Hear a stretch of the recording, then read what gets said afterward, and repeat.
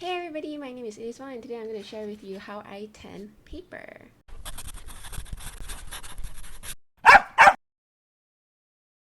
So in this video, I am going to share the materials I use as well as my findings in these experiments of what maybe you'd like to avoid or like to do with it. So if you do a quick search on how to tan paper, you usually find that it's recommended to use tea and coffee.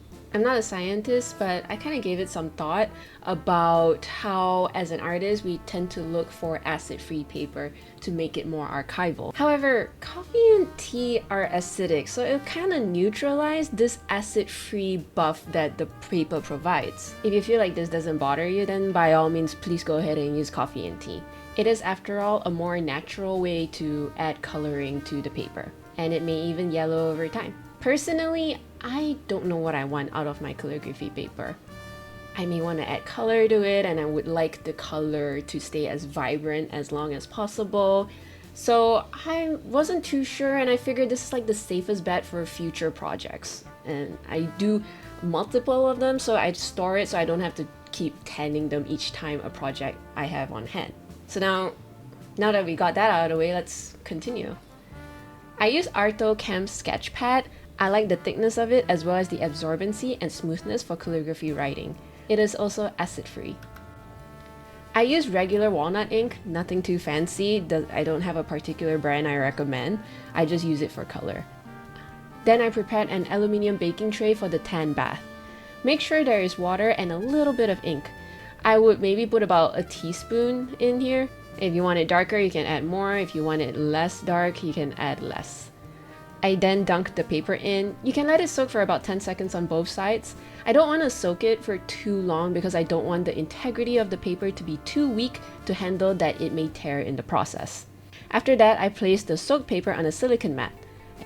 After the first dip, you can start to see how the paper is already looking lightly tanned. It really depends how aged you want your paper to look. If you want it to look darker, then you will have to do this process a few times. For this, I had to do this like 4 times for each paper. And you can dry this in a few ways. There is the oven and the hairdryer if you're feeling a little impatient. Or you can also allow it to air dry.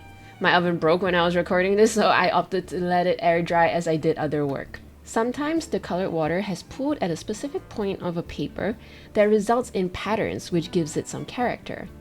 You can allow it to soak a little longer during the bath process as well. I just dunked the paper in, then flip it, then took it out. I didn't let it soak too long.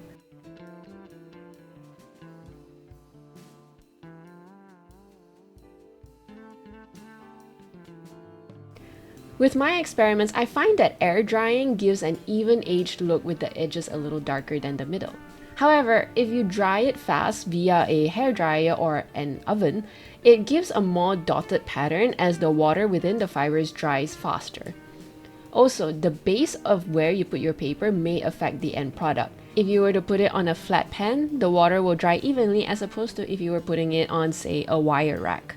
The water will pool in between the wires and you will have a lined pattern when dried, so it does not look as natural.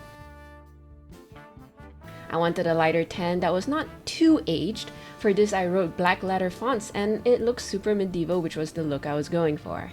I really like the look of tan paper with calligraphy and a wax seal stamp to seal everything in.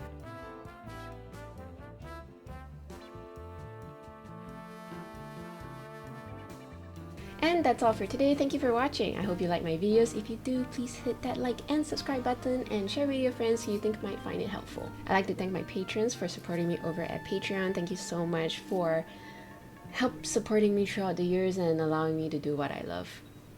I share videos, tutorials, and reference photos for free for artists to use, so if you'd like to help support and make all of this sustainable, you can do so by pledging over at Patreon. You can also join my Discord server where I'm trying to create a wholesome community, and you can get notified when I go live on Twitch or YouTube. All links are down below in the video description, and that's all for today. I'll see you guys in the next video. Bye!